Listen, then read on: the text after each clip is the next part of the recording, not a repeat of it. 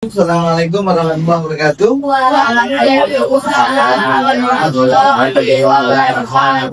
Bagaimana kabarnya pagi menjelang siang ini anak-anak semuanya?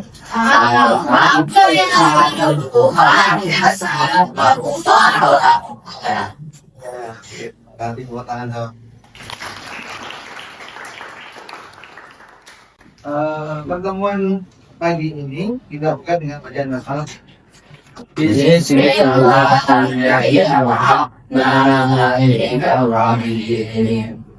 Bagian ini Pak Pratama ingin memberikan layanan BK. Temanya apa ya? Oh, enggak benar nih ya. Temanya apa? Siapakah aku? Nah, ketika kita bicara siapakah aku, ini ada dalam salah satu surat Al-Quran, surat At-Tin. Ada yang membacakan siapa?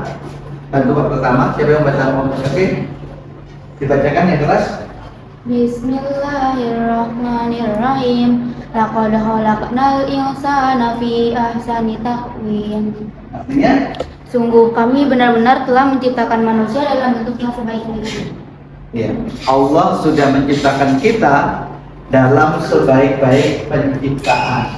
Dasarnya apa? Dalam surat At-Tin ayat yang Oke, lanjut. Oke.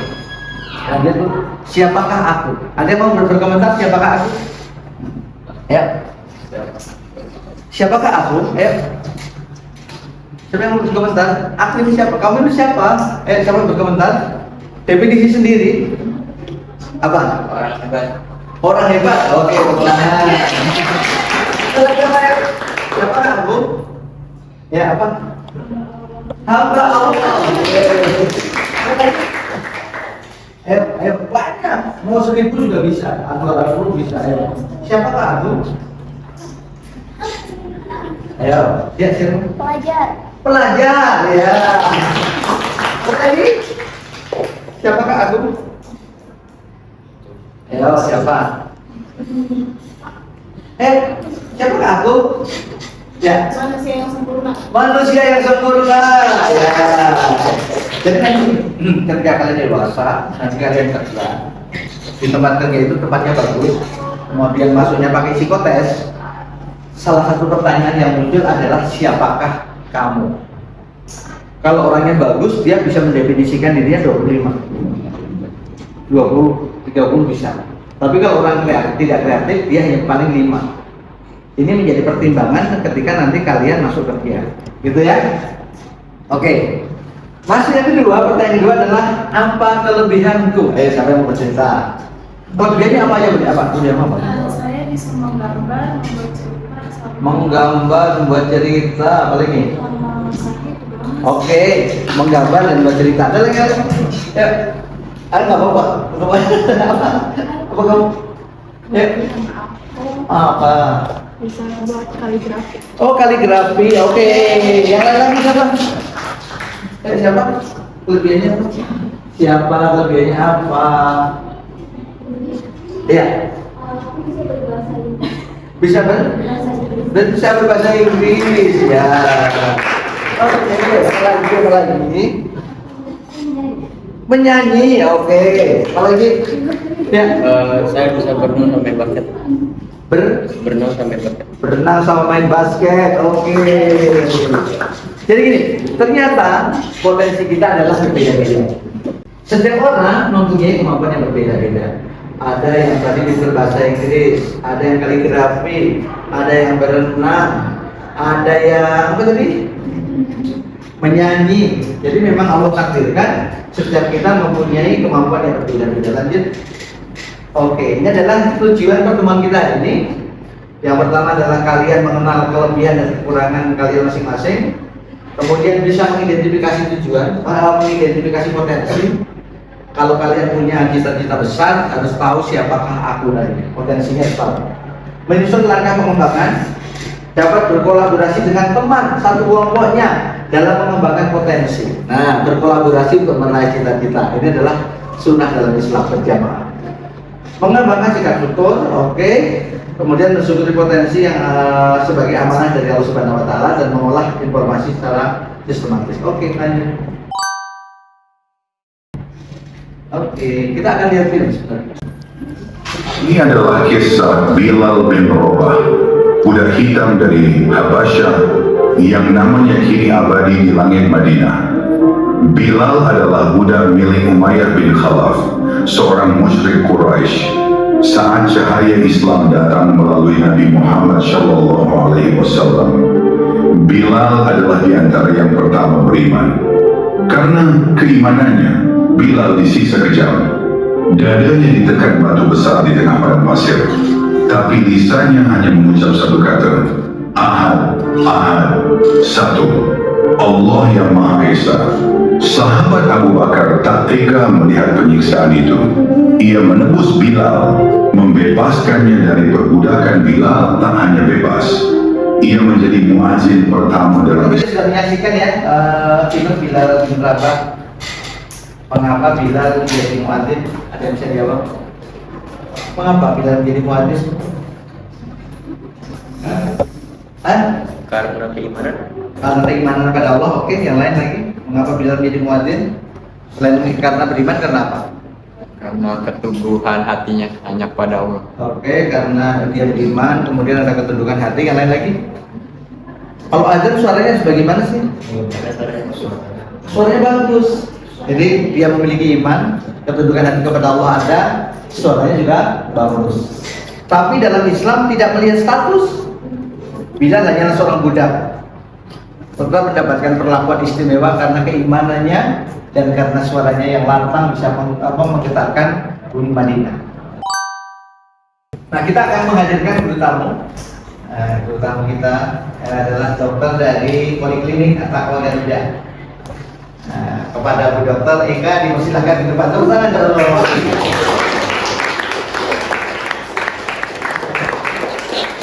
Bu Eka ini adalah dokter poliklinik di At-Taqwa Garuda. Nanti Bu Eka akan menceritakan pengalamannya. Dia punya potensi apa sehingga bisa menjadi dokter. Silakan Bu Eka. Terima kasih Pak Camat.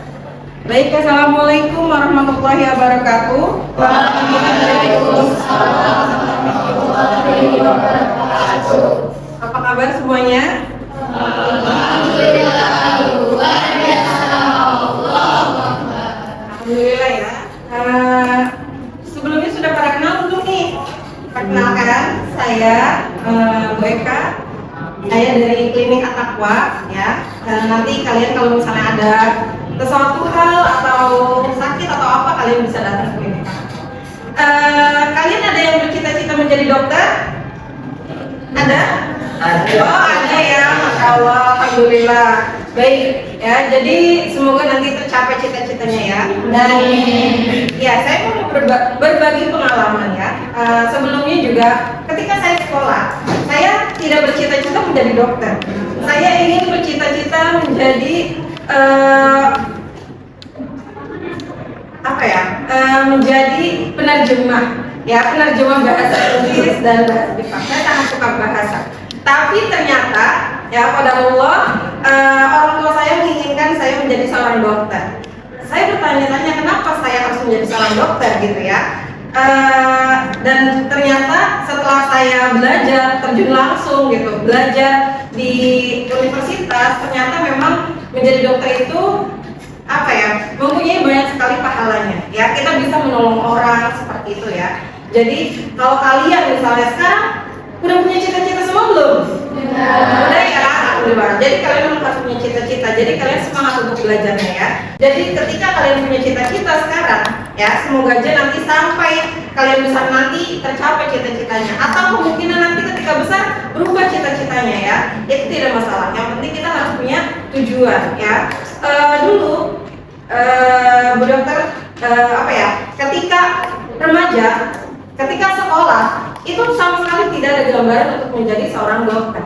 Tapi ketika remaja itu sudah punya cita-cita, jadi semangat belajar bahasa Jepang, bahasa Inggris gitu ya. Dan ternyata itu terpakai. Dan ketika SMA, alhamdulillah jurusannya juga IPA ya. Jadi memang tertarik dengan ilmu-ilmu yang seperti fisika, biologi, kimia seperti itu. Dan jadi cocok ternyata sama jurusan yang Ibu ambil ketika kuliah gitu. Dan alhamdulillah dengan profesi yang sekarang, selain bisa menghasilkan uang, Ibu juga bisa menolong orang lain, dan itu yang paling penting.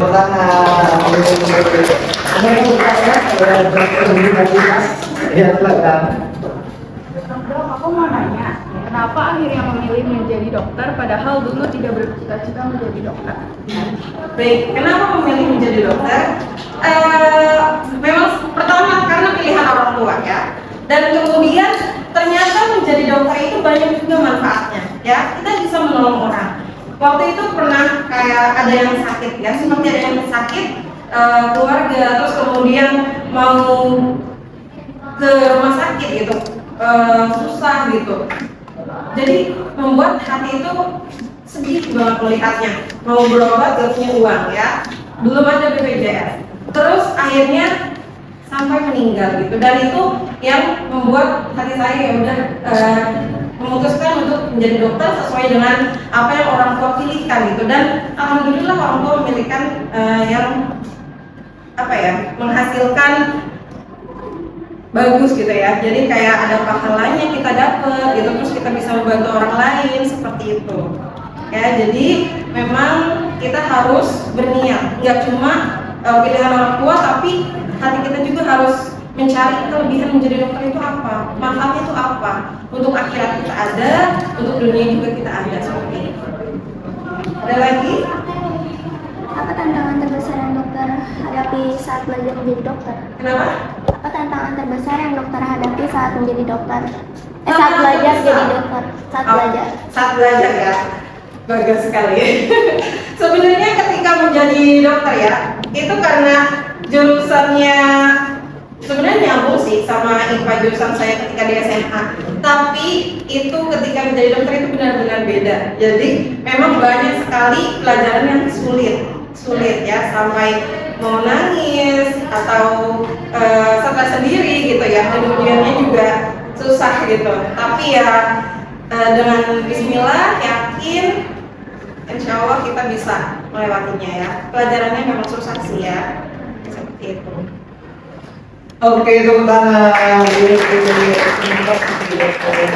Apa ya?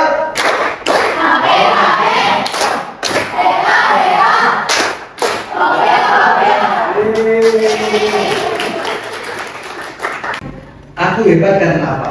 Sekarang mau cerita. Aku hebat karena apa? Nih, saya pandai dalam hal. Saya senang punya apa? Meningkatkan kesadaran ini ya. Oke. Saya hebat karena apa? Ya? Waduh, saya hebat karena? Saya jawabannya pakai yang disitu kan? Saya hebat karena Apa? saya bisa beberapa bahasa. Bisa? Beberapa bahasa. Bisa beberapa bahasa. Bahasa apa aja? Masih basic English, ada English, Arab, sedikit Spanyol. Spanyol, weh keren. Oke, ada lagi yang punya kalimat yang lain atau potensi yang lain. Silakan siapa? Saya hebat karena, ayo siapa? Saya hebat karena apa? Ya. Saya pandai dalam hal menggambar. Saya senang saya senang meningkatkan potensi bakat menggambar saya, karena memang saya lihat dari awal saya menggambar sampai sekarang tuh makin bagus ternyata. Teman saya mengatakan kalau anatomi punya saya tuh bagus, dia Oh senang. gitu. Oke. Saya menjadi dosen nantinya. Oke, tepuk tangan. Ada lagi lain. Ada lagi yang punya Suputra belum tadi, belum ada yang bersuara. Ayo siapa? Ya, apa? Apa? Saya hebat karena? Saya hebat karena saya pandai mungkin berbahasa Inggris. Oh, bahasa Inggris. Oke, apa lagi? Saya juga bisa sedikit-sedikit lah bahasa Jepang. Oh, bahasa Jepang juga. Oke, yang lain lagi? Terus sama saya juga bisa Kamu tak boleh bisa belajar bahasa Jepang dari mana? saya sih gara-gara emang minat sih. Oh gitu, bukan les, bukan apa? Enggak. Wih, otodidak berarti ya, keren. Dan sebarkan ke teman kalian, ambil satu, kemudian di bagian yang lain. Oke, silakan diisi sekarang. Boleh pakai ballpoint, boleh pakai pensil, nyamannya yang mana bebas.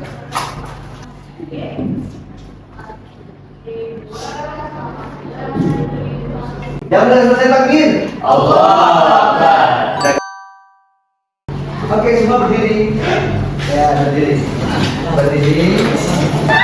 Sekarang silakan duduk bersama pasangan yang didapat bawa sini. Kamu bertiga, kalau bertiga. Sekarang saya sudah punya pasangan. Ada yang bertiga ya. Untuk menceritakan potensi yang dimiliki. Kemudian setelah satunya bercerita, satunya lagi nanti menanggapi, memberikan masukan. Kemudian setelah selesai, yang tadi bercerita, sekarang gantian mendengarkan yang bercerita. Di grup sudah ditentukan siapa yang mau bercerita pertama. Sudah ditentukan? Oke, Pak pertama beri waktu berapa ya? Tidak lama-lama ini. Berceritanya cukup 1,5 menit saja ya. Oke, dimulai dari sekarang. 3, 2, 1, silakan bercerita.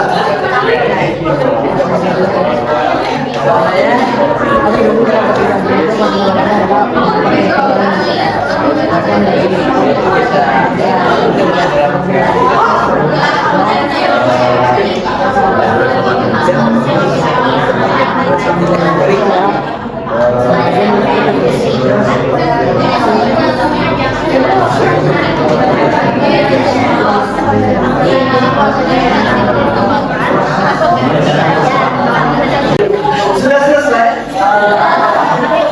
Sudah. Oke, tepuk tangan. Oke, kalian sudah bercerita dengan teman kalian terkait dengan mimpi-mimpimu.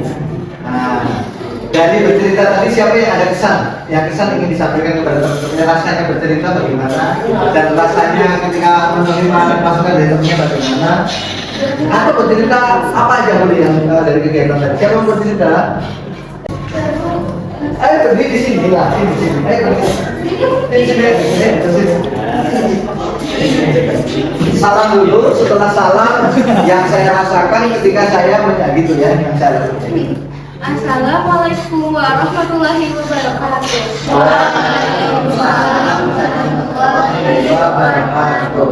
Setelah saya bercerita dengan teman saya tuh bisa lebih mengenal teman saya, apa potensi teman saya. Oh gitu, lebih mengenal potensi temannya. Oke. Ada lagi yang dirasakan? Terus kita bisa sama-sama ngatasin struggle yang kita alami. Oh, sama-sama tugas strategi yang kita alami. Kita juga bisa berbagi masukan. Oh, berbagi masukan. Oke, tepuk tangan.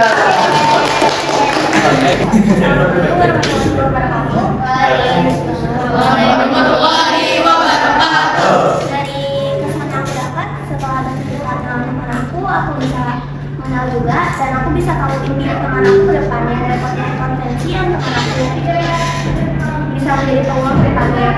Aku juga bisa tahu apa yang bisa teman aku lakukan. Kalau dengan perasaan dirimu setelah mendapatkan masukan dari temanmu apa rasanya? Aku bisa jadi masukan buat aku, jadi memperbaiki diri aku gitu buat ke depannya aku yang bisa kayak gitu. Oke, tepuk tangan. Assalamualaikum warahmatullahi wabarakatuh.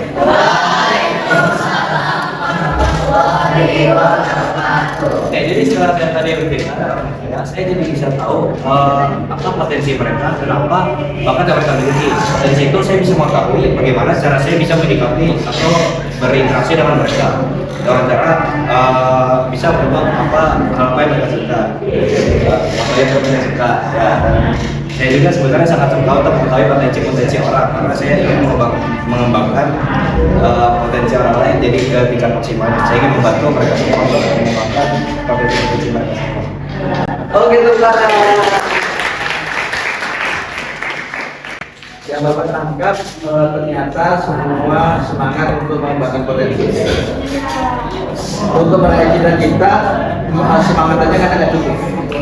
Jadi dibutuhkan daya juang, dibutuhkan ketangguhan, dibutuhkan kesedihan, dibutuhkan doa. banyak hal. Ingin cita-cita tercapai? Ya, makanya harus punya itu semua. Aku bisa. Jika kamu merasa bisa menggambar, berdiri. Ya, siapa yang bisa merasa menggambar, berdiri. Oke, kamu satu orang. Oke, silakan duduk. Jika kamu suka membantu teman berdiri. Oh, semuanya sudah membantu temannya. Yang selanjutnya, jika kamu suka olahraga, berdiri. Olahraga banyak juga peminatnya ya, olahraga. Bahkan setiap muslim harus suka olahraga. Idealnya seorang muslim itu apa? Akalnya cerdas, fisiknya kuat, hatinya beriman. Ya kan? Ya. Kita akan membuat rencana pengembangan potensi. Tadi sudah siapkan nih. Bagaimana rencana pengembangan potensi yang akan saya lakukan? Ini berbeda.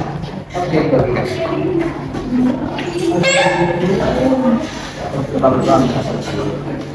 Oke, rencana pengembangan potensi diri. Nah, silakan diisi.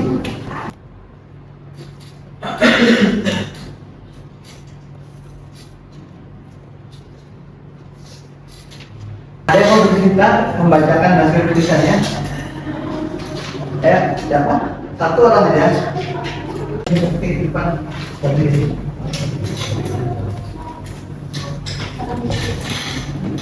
Assalamualaikum warahmatullahi wabarakatuh. Waalaikumsalam warahmatullahi wabarakatuh. Oke, yang pertama, menurut saya potensi manusia itu artinya adalah kemampuan yang dimiliki oleh manusia tersebut. Potensi yang saya miliki itu ada di tradisional maupun modern dan membuat suatu kerajinan. Potensi terbesarnya ada di membuat kerajinan. Cara saya mengembangkannya itu dengan melawan rasa malas. Dia mau berlatih, terus konsisten, latihan minimal seminggu sekali dan bersungguh-sungguh. Oke. Terus kalau potensi saya itu ada di tari, membuat kerajinan, bermain musik, melatih kemampuan berbahasa Spanyol. Kalau teman saya ada di tari juga, berbahasa Spanyol juga, Itali dan Prancis.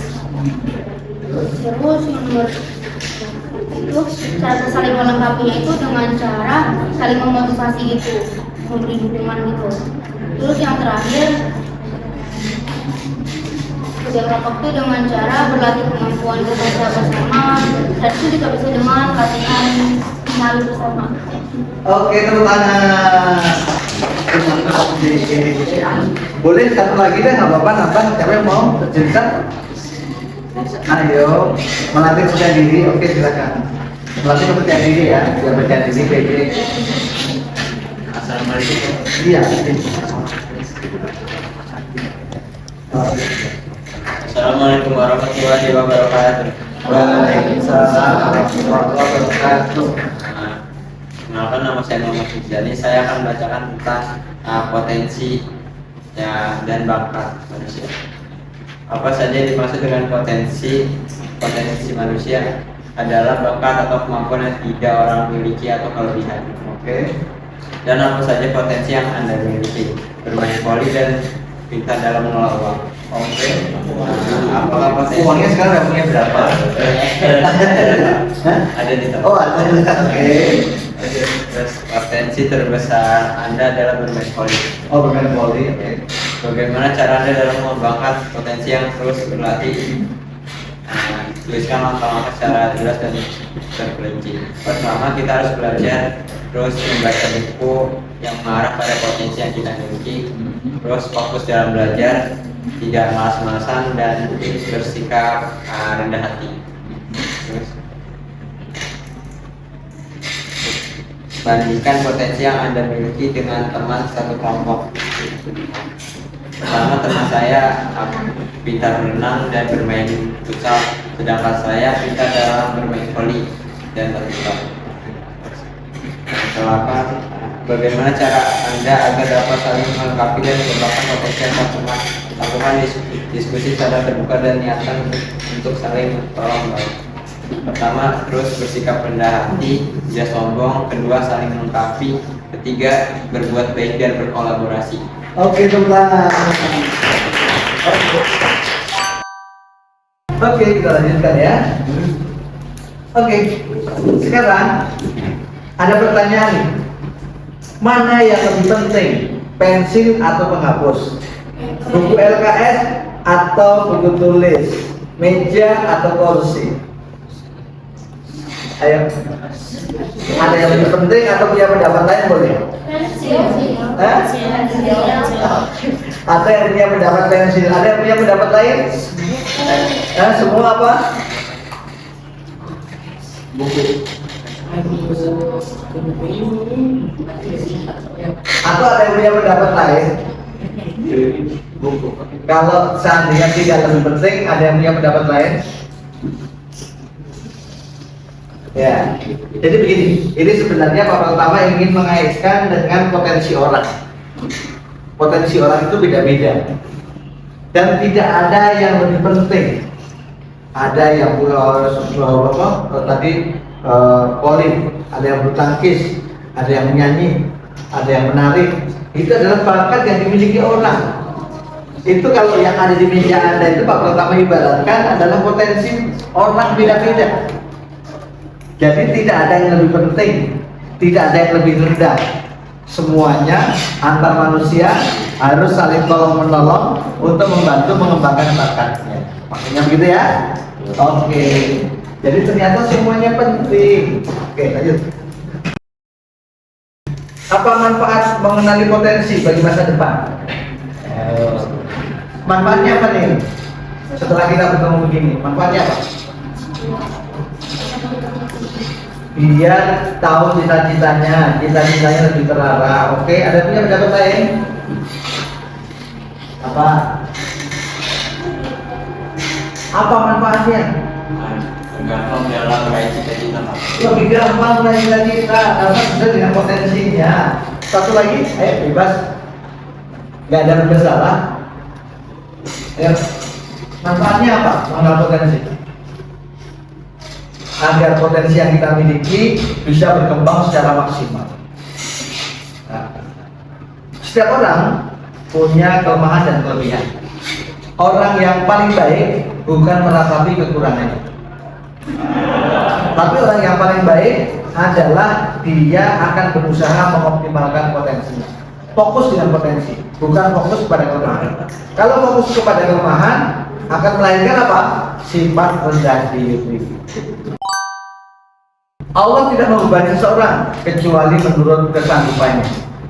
Potensimu beda-beda. Antara orang yang satu dengan yang lain potensinya beda-beda.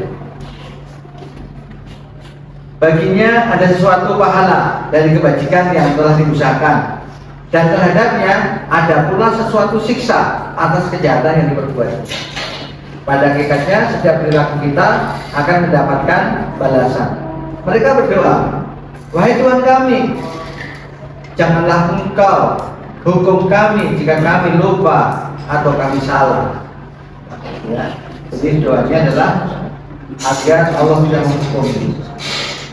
Wahai Tuhan kami, janganlah Engkau bebani kami dengan beban yang berat, sebagaimana Engkau bebankan kepada orang-orang sebelum kami. Wahai Tuhan kami, janganlah Engkau pikulkan kepada kami apa yang tidak sanggup kami memikulnya. Maafkanlah kami, ampunilah kami, rahmatilah kami, Engkaulah pelindung kami, maka tolonglah kami dalam menghadapi kaum kafir. Ini adalah doa kita agar kita bisa mampu mengembangkan pertemuan kita secara maksimal. Semoga bermanfaat. Akhir kata, Assalamualaikum warahmatullahi wabarakatuh. Waalaikumsalam.